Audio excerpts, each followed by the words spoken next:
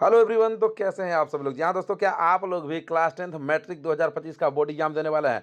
तो आप ही लोगों के लिए आज का जो यह वीडियो है यह पूर्ण रूप से समर्पित है, क्योंकि आज के इस वीडियो में हम लोग अर्थशास्त्र के टोटल अध्याय का जितना भी टॉप मोस्ट वीवीआई ऑब्जेक्टिव है, जो कि आपके आने वाले एग्जाम के लिए बहुत ही ज़्यादा इंपॉर्टेंट है मेरे भाई। टोटल का टोटल ऑब्जेक्टिव देखने वाले हैं, एक एक चैप्टर से टोटल 6 चैप्टर से ऑब्जेक्टिव देखेंगे। जितना भी वीवीआई ऑब्जेक्टिव है टोटल का टोटल देखेंगे। तो जितने भी लोग जुड़ गए हैं, आप सभी लोग वीडियो को लाइक करके चैनल को सब्सक्राइब कर लीजिए। एक प्यारा सा कमेंट छोड़ के जाइएगा कि आप लोग किस किस डिस्ट्रिक्ट से, आप लोग अपने अपने डिस्ट्रिक्ट का नाम कमेंट बॉक्स में कमेंट जरूर कीजिएगा। और जिस क्वेश्चन का आंसर आपको पता रहे तो उसका आंसर आप लोगों को कमेंट बॉक्स में कमेंट करके भी बताना है। तो चलिए शुरू करते हैं और देखते हैं सबसे पहला नंबर अध्याय का सबसे पहला नंबर जो क्वेश्चन है वह क्या है। सबसे पहला नंबर जो क्वेश्चन है वह जरा देखते हैं क्या है, उसके बाद आगे बढ़ेंगे। तो देखिए सबसे पहला नंबर क्वेश्चन है कि निम्नलिखित में से किसे प्राथमिक क्षेत्र भी कहा जाता है। देखिए पहला ही जो क्वेश्चन है वह कितना लाजवाब क्वेश्चन है, और यह क्वेश्चन कई बार आपके एग्जाम में आया है कि इसमें से किसे प्राथमिक क्षेत्र कहा जाता है। तो यहाँ पे देखेंगे आपके ऑप्शन ए में है सेवा क्षेत्र, बी है कृषि क्षेत्र, सी है औद्योगिक क्षेत्र और डी है इनमें से कोई नहीं। क्या इसका आंसर आपको पता है? पता है तो कमेंट बॉक्स में कमेंट करके बताइएगा। तो इसका जो राइट आंसर होगा वो ऑप्शन नंबर बी यानी कि ख जो है यह इसका राइट आंसर हो जाएगा, यानी कि कृषि क्षेत्र इसका राइट आंसर हो जाएगा। अब देखिए अगला क्वेश्चन यानी कि दूसरा नंबर जो क्वेश्चन है वह देखिए और उसका भी आंसर देखेंगे। तो अब देखिए दूसरा नंबर क्वेश्चन है कि इनमें से कौन से देश मिश्रित अर्थव्यवस्था में है, मिश्रित अर्थव्यवस्था के अंतर्गत आते हैं, इस प्रकार से क्वेश्चन रहता है। तो देखिए यहाँ पे ऑप्शन ए में है अमेरिका, बी है रूस, सी है भारत और डी है इनमें से कोई नहीं। तो इसका क्या हो जाएगा आंसर, क्या आपको पता है? दूसरा नंबर जो क्वेश्चन है कि इनमें से कौन से देश मिश्रित अर्थव्यवस्था के अंतर्गत आते हैं, इसका आंसर किसको नहीं पता है? पता है? एकदम इजी है ना? एकदम इजी है या नहीं है? एकदम इजी है। तो आप कमेंट बॉक्स में कमेंट करके बताइए कि इसका राइट आंसर क्या होने वाला है। अब आ जाइए अगले क्वेश्चन की ओर। देखिए अगला क्वेश्चन यानी कि तीसरा नंबर जो क्वेश्चन है वह है कि भारत में योजना आयोग का गठन किया गया था। भारत में योजना आयोग का गठन किया गया था, तो यह कब किया गया था? तो ऑप्शन ए में है 15 मार्च 1950, बी है 15 सितंबर 1950, सी है 15 अक्टूबर 1951 और डी है इनमें से कोई नहीं। तो तीसरा नंबर जो क्वेश्चन है मेरे भाई, इसका जो राइट आंसर होगा वह हो जाएगा 15 मार्च 1950 ईस्वी, यानी कि क जो है यह इसका राइट आंसर हो जाएगा। आप ऑप्शन ए भी कह सकते हैं। ठीक है, अब आ जाइए अगले क्वेश्चन की ओर। देखिए चौथा नंबर क्वेश्चन कितना लाजवाब क्वेश्चन है। यह क्वेश्चन भी कई बार आपके एग्जाम में आया है। देखिए चौथा नंबर क्वेश्चन है, चौथा नंबर क्वेश्चन देखिए कि जिस देश का राष्ट्रीय आय अधिक होता है वह देश कहलाता है। जिस देश का राष्ट्रीय आय अधिक होता है वह देश क्या कहलाता है? तो ऑप्शन ए है अविकसित, बी है विकसित, सी है अर्धविकसित, डी है इनमें से कोई नहीं।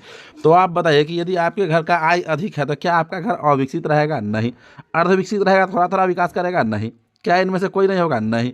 तो क्या हो सकता है? तो विकसित हो सकता है, यानी कि ऑप्शन नंबर ख, जिसे आप बी भी कह सकते हैं, या इसका राइट आंसर हो जाएगा। अब देखिए अगला क्वेश्चन यानी कि पांचवा नंबर जो क्वेश्चन है वह है कि इनमें से किसे पिछड़ा राज्य कहा जाता है। ये जो चार राज्य का नाम दिया है इसमें से पिछड़ा राज्य किसे कहा जाता है? देखिए ऑप्शन ए है पंजाब, बी है केरल, सी है बिहार और डी है दिल्ली। तो पिछड़ा राज्य किसे कहा जाता है? बिहार को, यानी कि ग, जिसे हम लोग सी भी कह सकते हैं, यही इसका राइट आंसर हो जाएगा। अब आ जाइए अगले क्वेश्चन की ओर। लेकिन उससे पहले आप यदि वीडियो को लाइक करके चैनल को सब्सक्राइब नहीं किए हैं तो वीडियो को लाइक करके चैनल को सब्सक्राइब कर लीजिएगा। ठीक है, तो चलिए आप आ जाइए अगले क्वेश्चन की ओर। देखिए अगला नंबर जो क्वेश्चन है वह है कि भारत में प्रति व्यक्ति आय कितना है। भारत में प्रति व्यक्ति आय कितना है? अभी जो 2011 में जो जनगणना हुआ था उसके अनुसार आपको उस समय 2000 जब भी गिना गया होगा यह चीज़, तो उस समय के अनुसार आपसे पूछ रहा है कि उस समय भारत का प्रति व्यक्ति आय कितना था। लेकिन यहाँ पे तो इसमें भी बता दिया है, तो साफ साफ कह दिया है कि 2008-9 में, है ना? तो यही क्वेश्चन है। देखिए क्वेश्चन है कि सन 2008-9 के अनुसार भारत का औसत प्रति व्यक्ति आय कितना है। 2008 और 9 में जो है 8-9 में भारत के प्रति व्यक्ति आय का गणना किया गया था कि कितना हुआ था। तो उस समय पूछ रहा है आपसे कि भारत का प्रति व्यक्ति आय जो है वह कितना था, यह आपसे पूछ रहा है। तो देखिए ऑप्शन ए में है 22,553 रुपया, ऑप्शन बी में है 25,494, सी है 6,610 और डी है 54,850। तो इसका जो राइट आंसर होगा वो ऑप्शन नंबर ख हो जाएगा, यानी कि 25,494 इसका राइट आंसर हो जाएगा। अब आ जाइए अगले क्वेश्चन की ओर। देखिए अगला क्वेश्चन यानी कि सातवां नंबर जो क्वेश्चन है वह है कि भारत में वित्तीय वर्ष कहा जाता है। भारत में वित्तीय वर्ष कहा जाता है। तो देखिए क में है 1 जनवरी से 31 दिसंबर तक, ठीक है। ख में है 1 जुलाई से 30 जून तक, सी में है 21 अप्रैल से 31 मार्च तक और डी में है 1 दिसंबर से 31 अगस्त तक। तो बताइए इसका आंसर आपको पता है? सातवां नंबर जो क्वेश्चन है, क्या इसका आंसर आपको पता है? तो सातवां नंबर क्वेश्चन का जो आंसर होगा वो ऑप्शन नंबर सी, यानी कि जिसे हम लोग ग भी यहाँ पे लिखा हुआ है, यही इसका राइट आंसर हो जाएगा 21 अप्रैल से 31 मार्च तक। और यह क्वेश्चन भी लगभग हर साल ही आपके एग्जाम में आता है। अब देखिए अगला क्वेश्चन। और अगला क्वेश्चन है कि भारत में किस राज्य का प्रति व्यक्ति आय सर्वाधिक है। यह क्वेश्चन सब आप जाके मॉडल पेपर में देखेंगे गाइड में कि कितना बार पूछा हुआ है। जितना भी क्वेश्चन पढ़ा रहे हैं बता रहे हैं यह सब का सब क्वेश्चन कई बार आपके एग्जाम में आया है। टोटल ऑब्जेक्टिव भी आई ही है, ठीक है। तो यहाँ पे देखिए कि ऑप्शन ए में आप देख रहे हैं कि बिहार है, बी है पंजाब, सी है हरियाणा और डी है गोवा। तो क्या बताइए कमेंट करके आप लोग, बिहार हो सकता है? यदि यहाँ का प्रति व्यक्ति आय इतना ही अधिक होता तो फिर यह राज्य इतना गरीब क्यों होता? तो बिहार तो हो ही नहीं सकता है।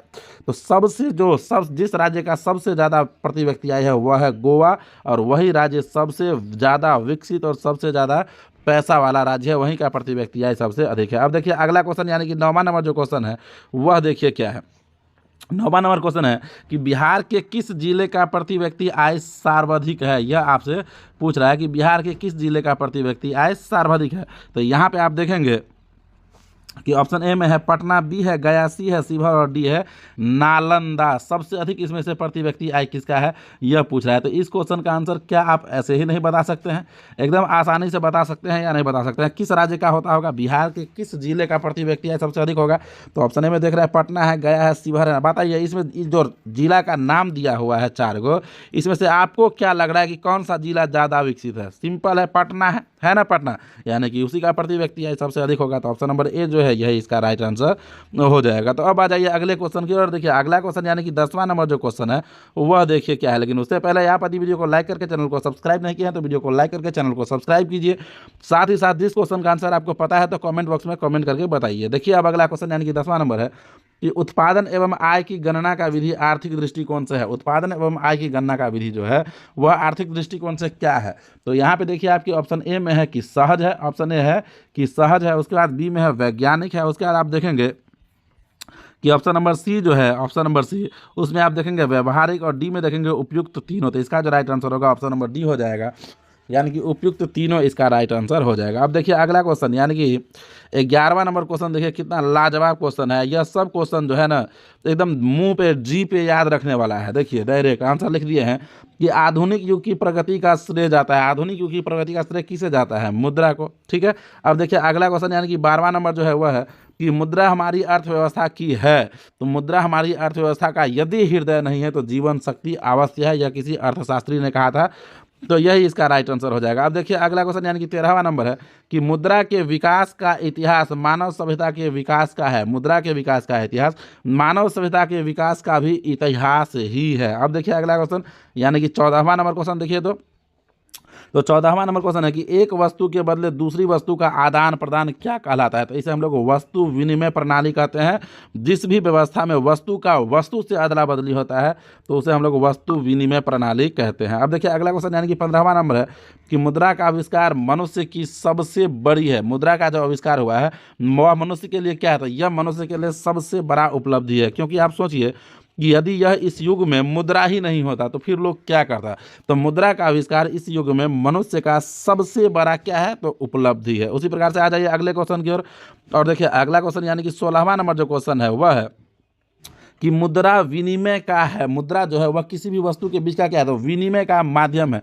पैसा से ही तो अब हम किसी वस्तु का अदला बदली करते हैं, तो मुद्रा जो है वह विनिमय का माध्यम है। अब देखिए अगला क्वेश्चन और 17वां नंबर है कि प्लास्टिक मुद्रा के चलते विनिमय का कार्य हो गया। अब जो हर आदमी के हाथ में एटीएम हो गया है, चेक बुक हो गया है, तो इन सब के वजह से विनिमय यानी कि अदला बदली का कार्य क्या हो गया? तो सरल हो गया है, ठीक है ना।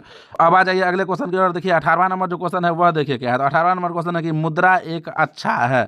मुद्रा एक अच्छा है, तो आपको क्या यहाँ पे है? तो मुद्रा एक अच्छा है सेवक। मुद्रा एक अच्छा क्या है?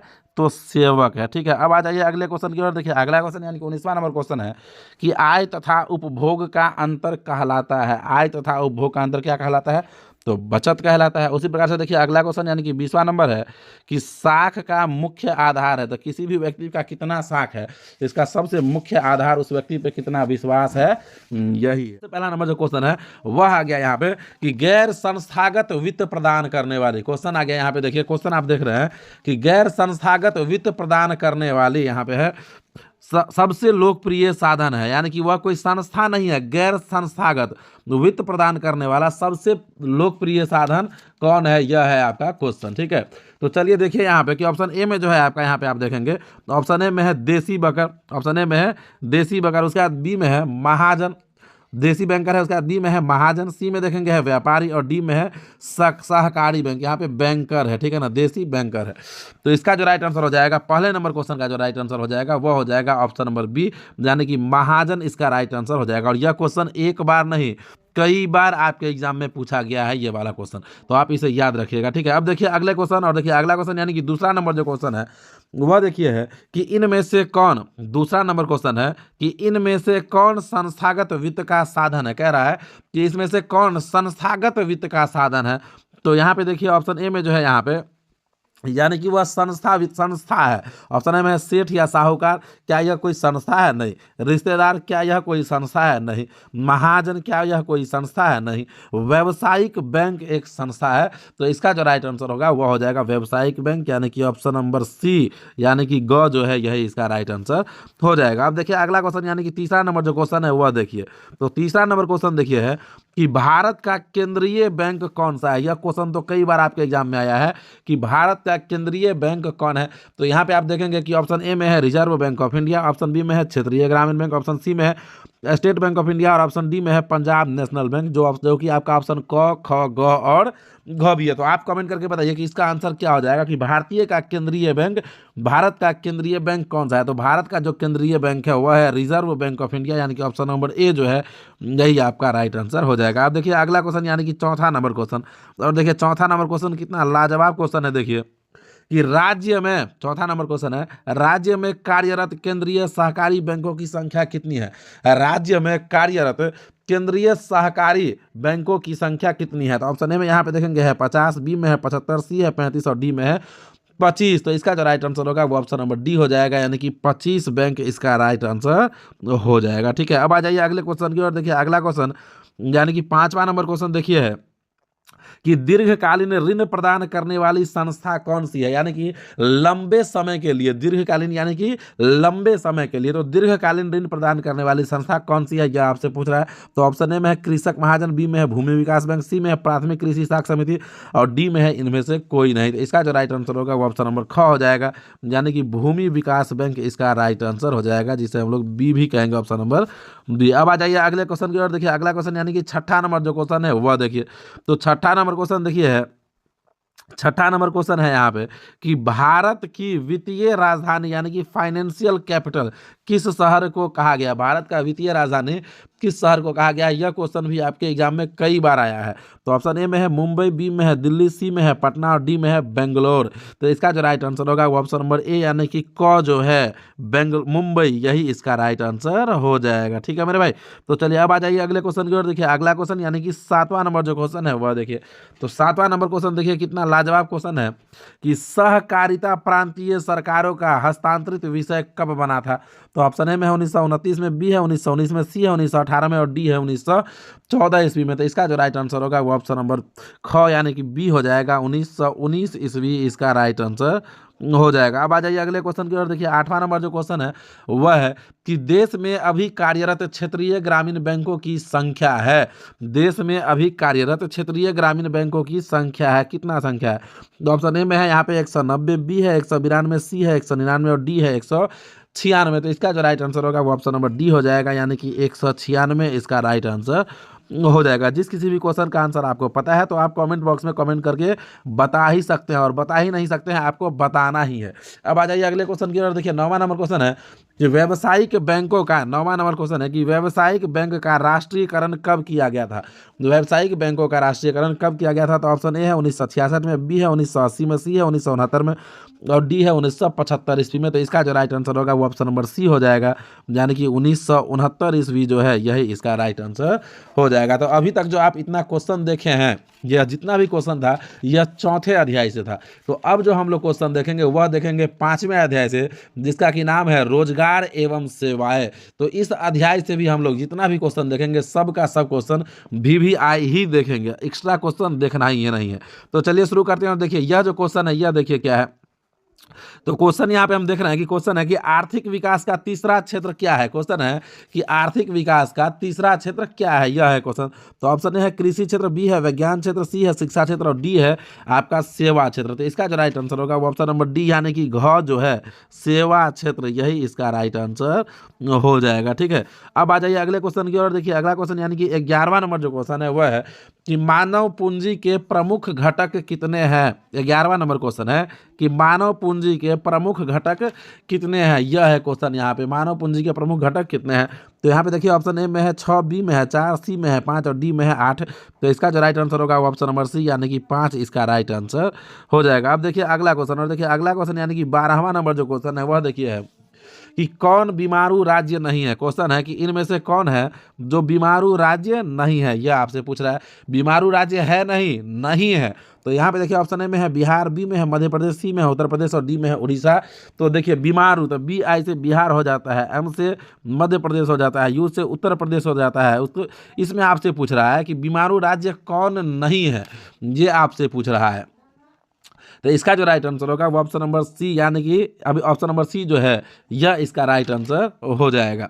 अब आ जाइए अगले क्वेश्चन की ओर। देखिए अगला क्वेश्चन यानी कि अगला क्वेश्चन देखिए है कि कौन सी सेवा गैर सरकारी है। यह जो सेवा दिया हुआ है इसमें से कौन सा सेवा है जो गैर सरकारी है, सरकारी सेवा नहीं है। वह तो सैन्य सेवा सरकारी है या गैर सरकारी, सरकारी सेवा है। वित्त सेवा सरकारी है या गैर सरकारी, सरकारी सेवा है। रेल सेवा सरकारी है या गैर सरकारी, सरकारी सेवा है। तो गैर सरकारी सेवा कौन है, तो गैर सरकारी सेवा है मॉल सेवा। मॉल में जो आप लोग जाते हैं क्या वह सरकारी रहता है, नहीं प्राइवेट रहता है, तो वह गैर सरकारी है। ठीक है, अब आ जाइए अगले क्वेश्चन की ओर। देखिए अगला क्वेश्चन यानी कि 14वां नंबर जो क्वेश्चन है वह है कि ऊर्जा का मुख्य स्रोत है। 14वां नंबर क्वेश्चन है कि ऊर्जा का मुख्य स्रोत क्या है। तो ऑप्शन ए में है कोयला, बी में है पेट्रोलियम, सी में है विद्युत और डी में है इनमें से कोई नहीं।